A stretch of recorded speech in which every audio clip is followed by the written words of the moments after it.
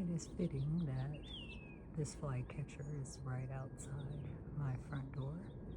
It is our bird of the month of April, and this is the sound it makes. I was interested in capturing it so I could get the sound that it makes also. It's kind of like a whistle, but it's up there, really pretty.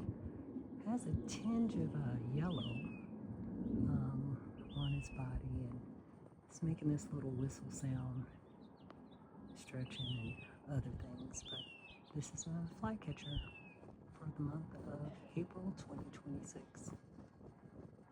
Enjoy.